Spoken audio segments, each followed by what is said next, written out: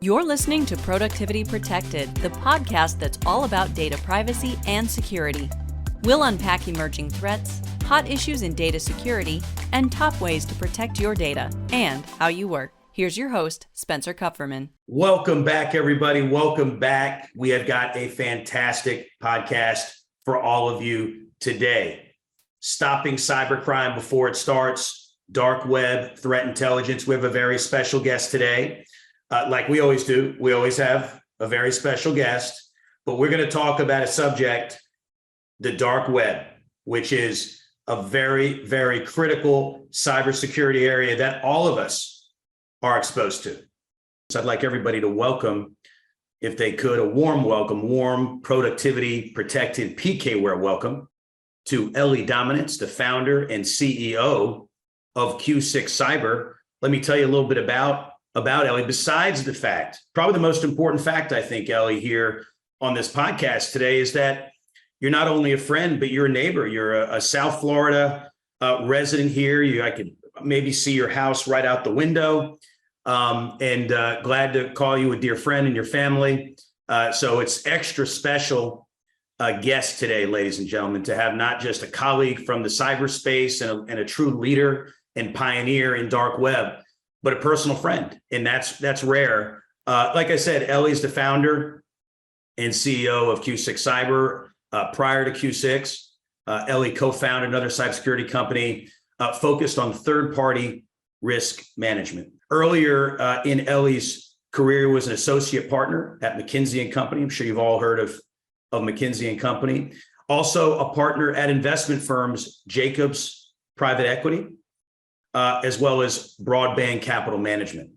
Ellie holds an MBA from the Harvard Business School. Sure, you've also heard of the Harvard Business School, very highly acclaimed, and graduated with honors, a bachelor in science, in computer science, specifically from the York University.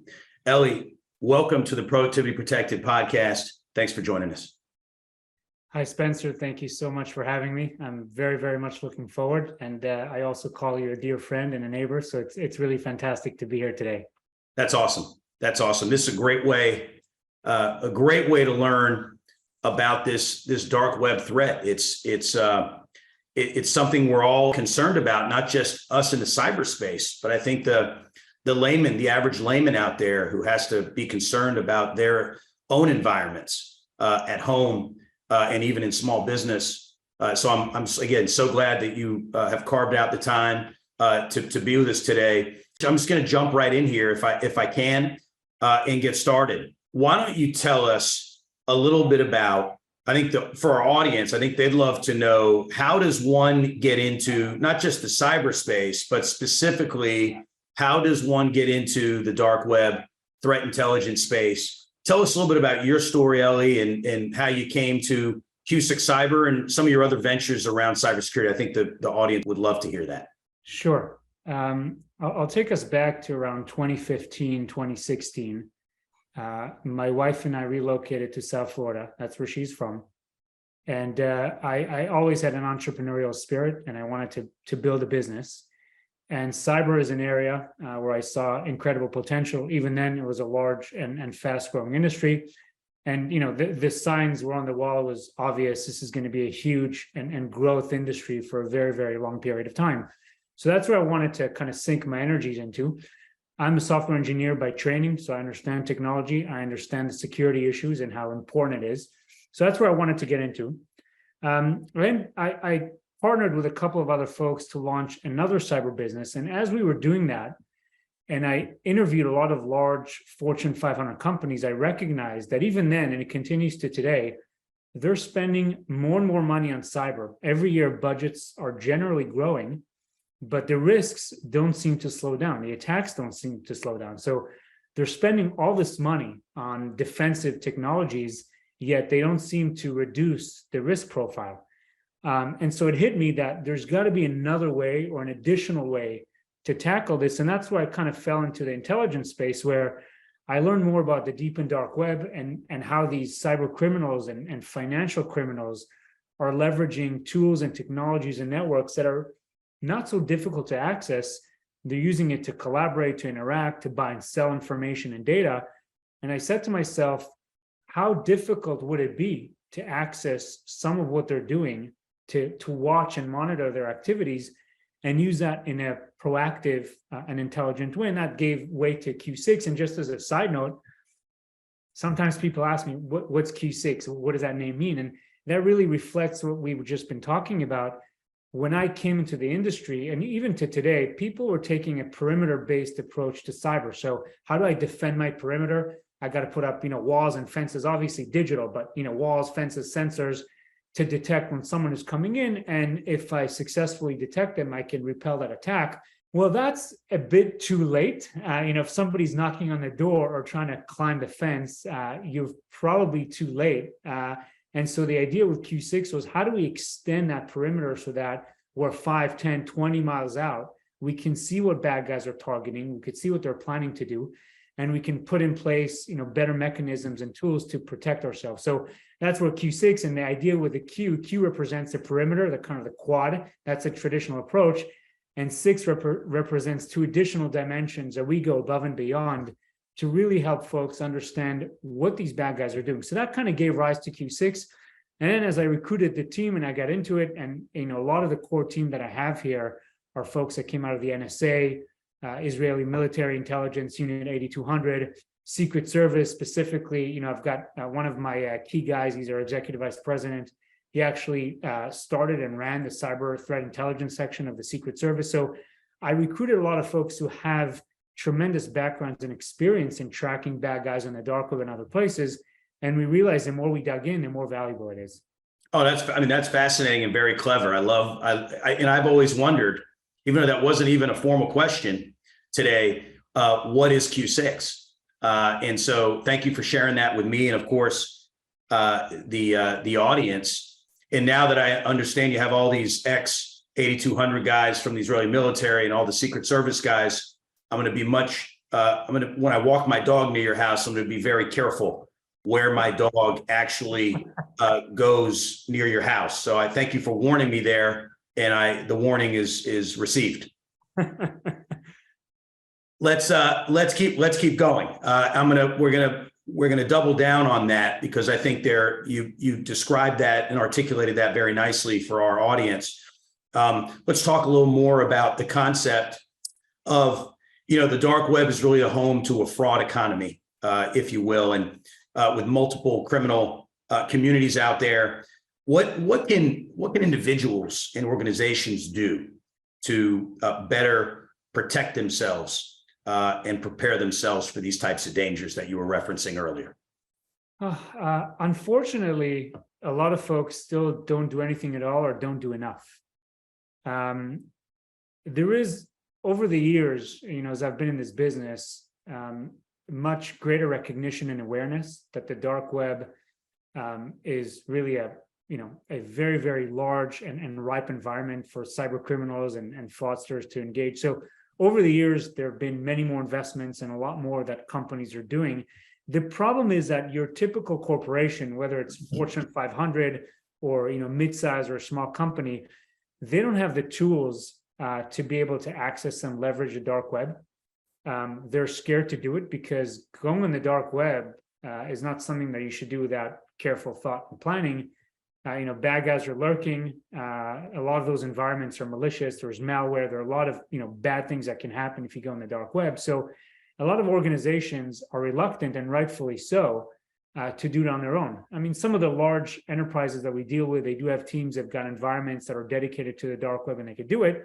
But again, your average corporation is not going to make those investments, and they're not going to feel comfortable taking those risks. Aside from the technical side of it, a lot of what we do, we've got analysts who speak multiple languages, from Russian to Spanish and Portuguese and Mandarin, and they engage undercover, of course, in some of these communities.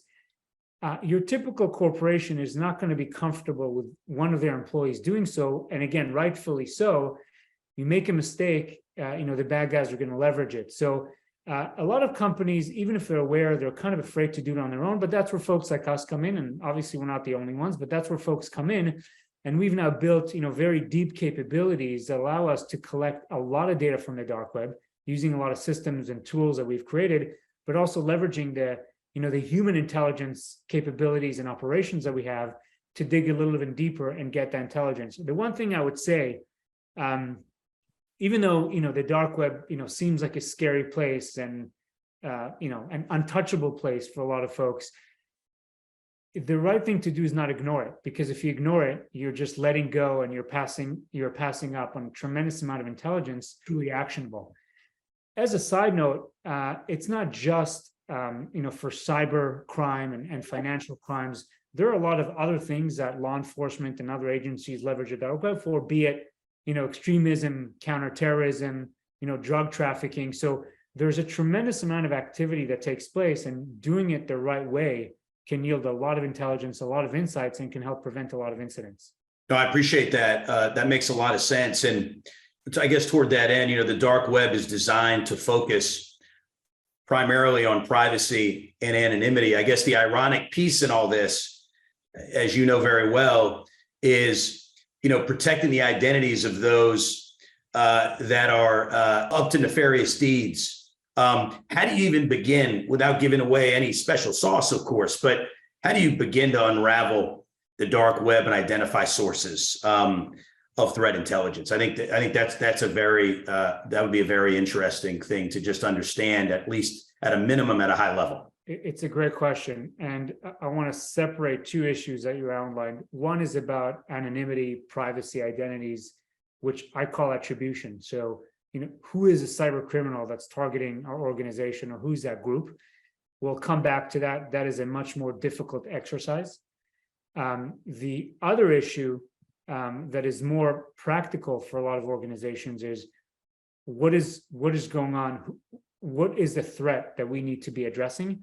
And a lot of organizations today really focus on that. The attribution is less important, for the key reason is that many of these actors are overseas in jurisdictions that are not accessible to U.S. law enforcement. So even if they are successful at attributing a threat or an incident to a group or to an individual, getting their hands on that individual can be very, very difficult. So the first thing, like when we talk about the dark web, it's really a network, a massive network. And as you can probably imagine, in traditional, network effects, the more you know and the more connections and relationships you build, the more access you're going to get to the overall network and environment. And so when we began this in 2016, and I'll give you a simple example, let's talk about payment card fraud. So, and that's just one slice of the dark web. There's a massive underground ecosystem that's just focused on payment card fraud, credit, debit, and gift card fraud. And you've got, on one hand, cyber criminals and hackers who will hack into merchants and other entities that process card payments.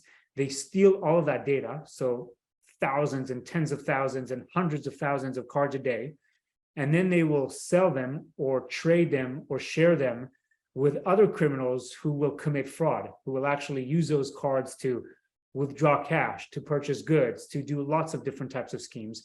And they need an environment, a digital environment, to transact and to traffic in that data and those services. And so when we began looking at that, we started identifying, a number of sources, some of the more prominent or kind of, easy sources to identify.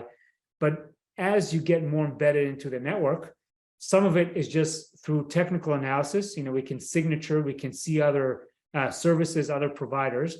The other side of it is human. So human intelligence, our folks are active in some of the boards, communities, chat rooms where these criminals are engaging, and they're learning more and more. So over time, we've been able to map out really the comprehensive ecosystem of payment card fraud. So it's really about time and focus. If you're in the right places initially, you take the time to learn more and more, you end up spidering out, and then you really map out the ecosystem. And we've done this consistently in other areas of cybercrime and financial crime. So it really takes a lot of time. Now, the other thing I would say, the dark web, as you can imagine, it's evolving very rapidly. So if you and I were having this conversation 2 years ago, and you would ask me about Telegram, I probably wouldn't have anything meaningful to say. Well, now Telegram has become a very, very popular platform for cyber criminals and financial criminals because it offers anonymity, privacy, speed,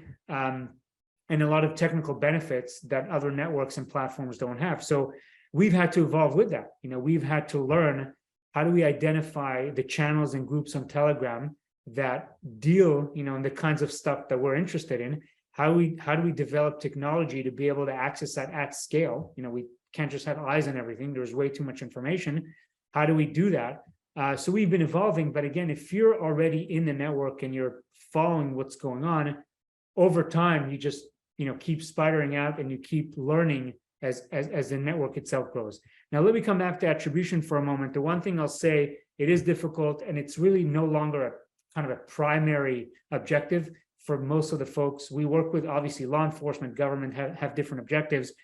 However, don't forget that even the best cyber criminals are still human beings, and they make mistakes. Many of them have been around for a long time, and different times in their career, especially early, their OPSEC, their operational security, wasn't the best. And so even though the dark web does offer a lot of anonymity and privacy, there's still a lot of mistakes and breadcrumbs that are out there. So we've helped a lot of our clients with attribution as well.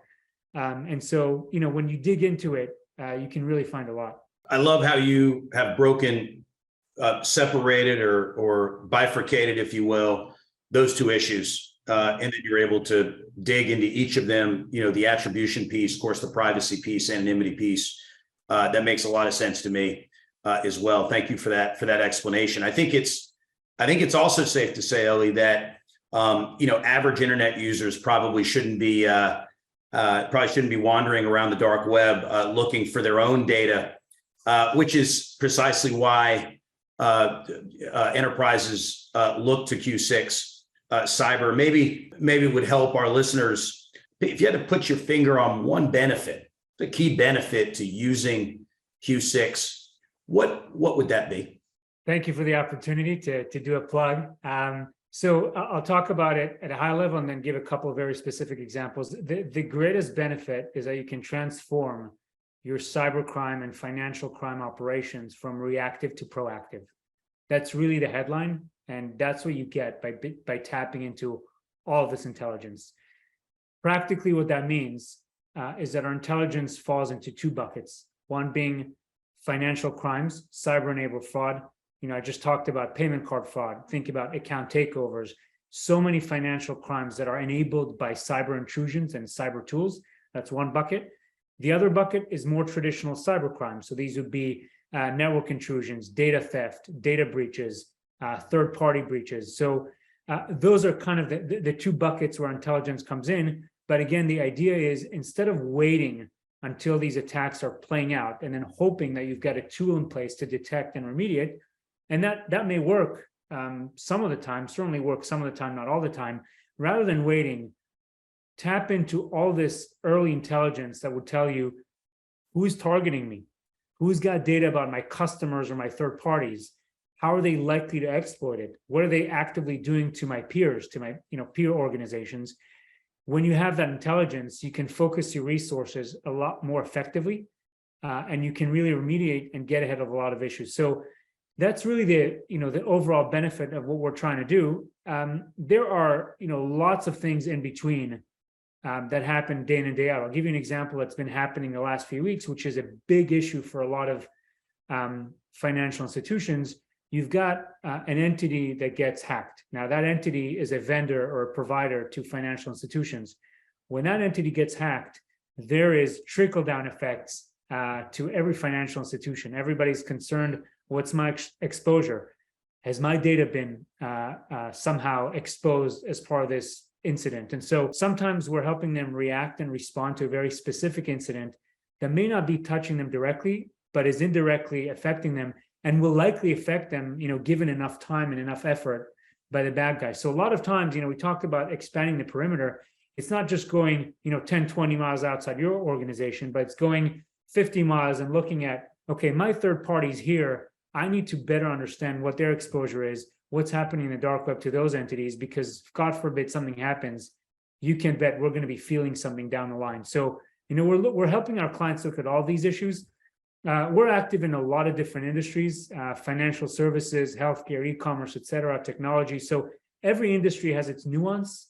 When you look at technology, for example, and social media, you've got disinformation, which is an issue that's very specific to that industry.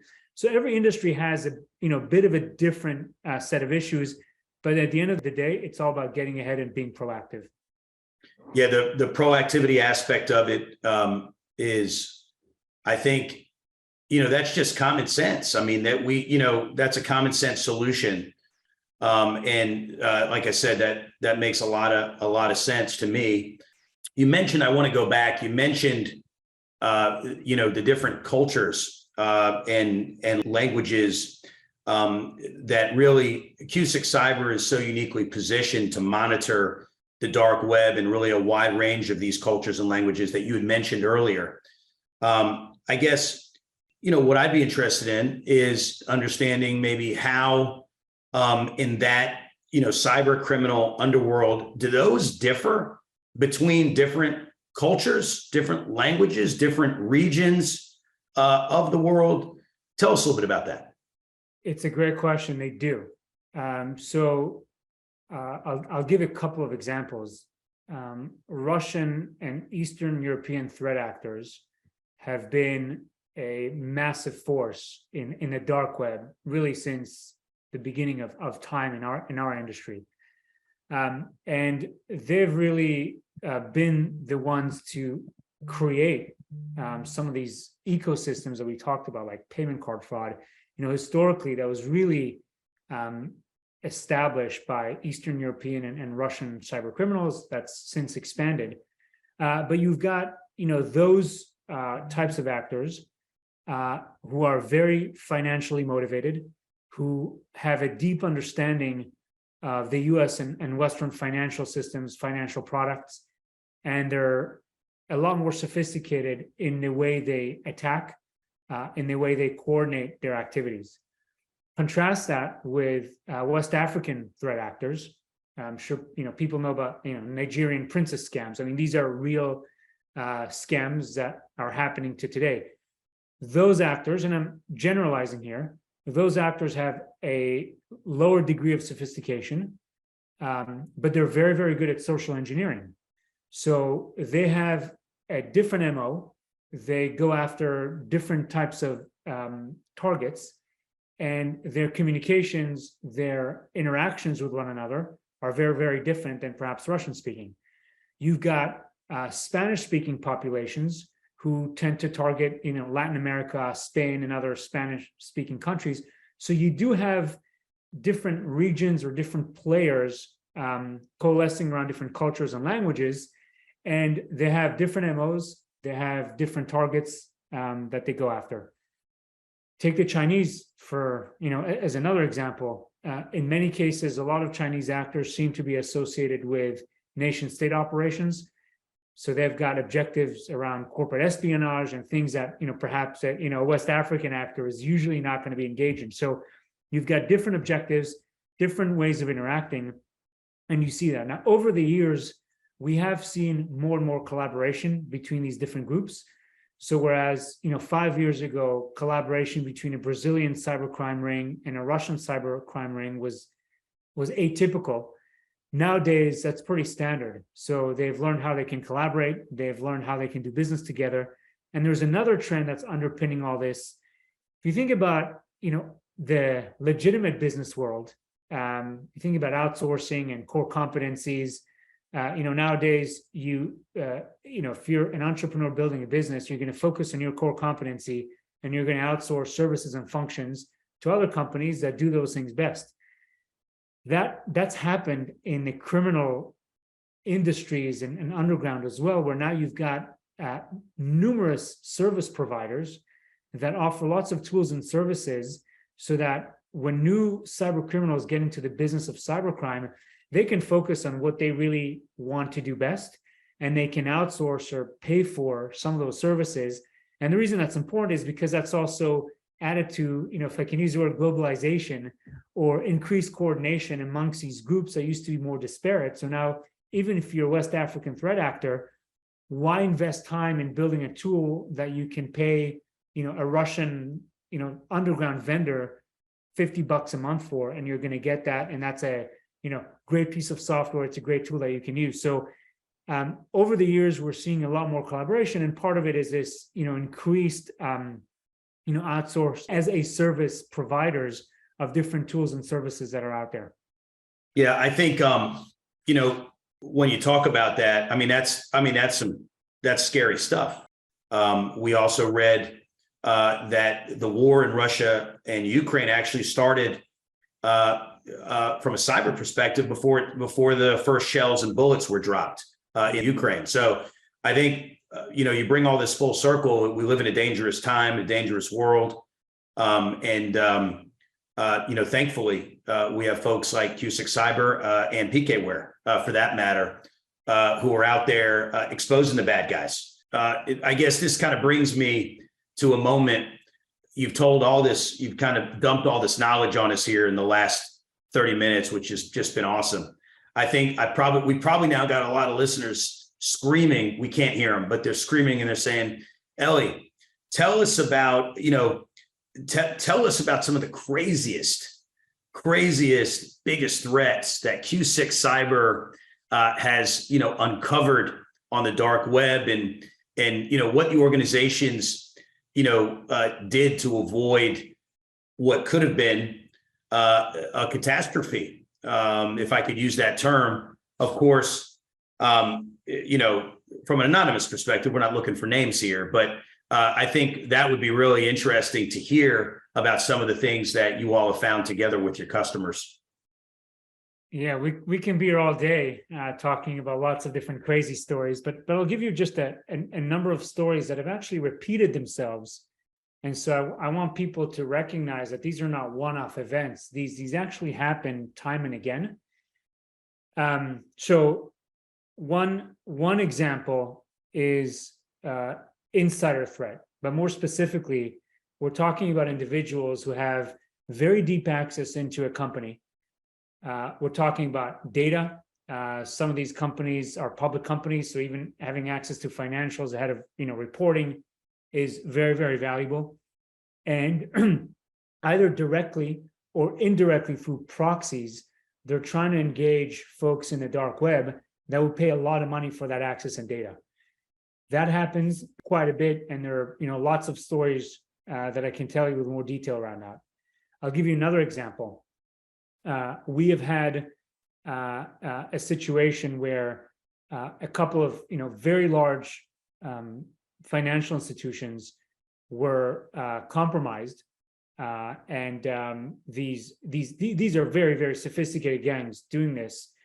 They were waiting for the right time, a holiday weekend, to take advantage of the access they have and cash out to the tunes of tens of millions of dollars through different financial transactions. We happened to get wind of it simply because we were seeing so much malware activity associated, with a couple of these organizations.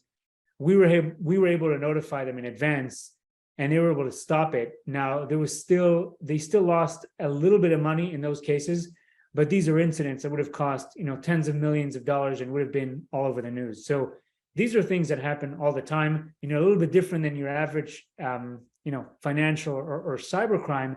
We have had situations where companies where senior executives were completely compromised. They were hacked. Some of this was just for espionage. There was no financial motivation. But I'm talking about board members of very large institutions who were hacked and compromised. And really the objective was just, we want to get all the data we can about this company. We want to know everything we can about their products, their plans. So these are things that happen all the time. And being in the places that we can see it, in some cases help completely stop it, in some cases contain an incident that's already happening. The last example I'll share, we've also had situations where we've helped our clients identify that certain people in the company were doing things that were going to bring ruin on themselves, and in some cases, reputationally damage your organization. So doing things that are very, very unethical, and they're participating in certain markets and certain communities where illegal activity is taking place. So that's this kind of stuff we hope not to find, and we actually try to avoid. But inevitably, we do find those and the risk is severe because that, those things can have very significant organizational damage. And so you find those things on the dark web as well. It's a broad range of cyber, financial, and reputational issues that we help uncover. Well, that's fascinating. I mean, you really cover the gamut of all the different threats. Obviously, you guys have really done a great job of saving a lot of these organizations. It sounds like not just from a lot of heartache, but a lot of real meaningful damage in those situations. Unfortunately, we only have time for one more question. This has been really awesome. And I know our listeners are going to write in and say, we must have Eli Dominitz back. We have to have him back. It's been great. So here's the last question for you, Eli. If our listeners, if they can remember one thing about the dark web after today, like I said, you've left us with so much knowledge and so many different anecdotes to think about. What would that be? What would be the one thing you want to leave our listeners with on this podcast? Don't bury your head in the sand.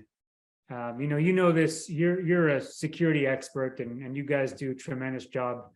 You know that there are usually two types of CISOs. You've got those that, they just want to solve what's in front of them, but they're trying to avoid issues, and they're trying to avoid things that haven't, become incidents. And then you've got those that truly want to protect the organization, really want to remediate risk, and really want to create an environment that's as safe as secure as it can be. So the former category, I call those guys, they bury their heads in the sand. There's a third party issue or something is going on, and they, minimize it. Yeah, we can solve it. It's not a big deal. If you think about the dark web, that's, taking your head out of the sand 2 times over. So it's not just about, what are we going to do here internally and organizationally to secure ourselves, but let's go even further. Let's go find out what the bad guys are doing, who they're talking about. Are they targeting us? What are they doing? What are they doing to my peers? How do I learn from that? And ignoring that, in my opinion, is like burying your head in the sand. It's like having an incident and minimizing it and, downplaying that incident, which is obviously not the right thing to do. And we all recognize that. But if you can appreciate that the dark web offers so much intelligence, so much information that you can leverage proactively and that can help you be so much more secure, why would you bury your head in the sand and not take advantage of that? Great advice spoken by the founder, CEO of Q6 Cyber here. We cannot bury our heads in the sand. That is, I think that's good advice for pretty much everything in life. Just don't bury your head in the sand, period. I mean, you can't breathe. If you put your head in the sand, you can't breathe anyway, right? So we don't want to bury our head in the sand. And that's all we have time for today. I could go on for at least another hour, Eli, with you. And I'm sure our listeners would love to tune into that. Like I said, we'll definitely going to have you back here on the Productivity Protected podcast. I want to thank all of our listeners and partners and customers for joining us. I told you I had a special guest who was really going to drop some knowledge here with us and on a very critical subject of dark web threat intelligence, subject we had not previously covered. And we did have listeners write in and say, hey, what about dark web, man? That's like creepy stuff. We want to learn about that. That's really interesting, fascinating stuff. And it's a huge threat in the cyber world today. And proud to have been on this podcast with Eli Dominitz, who's really a tip of the spear in addressing all these nefarious actors out there, this criminal behavior. I want to thank Eli Dominitz from Q6 Cyber for joining us today. He's welcome back anytime. And I look forward to seeing him in the neighborhood too. Spencer, thank you very much. This has been fantastic. I really enjoyed it. Love the questions. Thank you for all the great work that you and your team do at PKWARE. So I'm looking forward to the next time. That's awesome. I'm your host, Spencer Kupferman. This is the Productivity Protected podcast. We're going to be back with a great guest on our next episode. So keep tuning in. Thank you for your commitment and listening. And don't bury your head in the sand. Listen to Eli. Don't bury your head in the sand. Everybody take care. Thanks for joining us today. Thanks for joining us on today's episode of Productivity Protected. Learn more about how PKWARE protects data and workflows by visiting pkware.com, and join us next time for more insider info on protecting data wherever it lives and moves.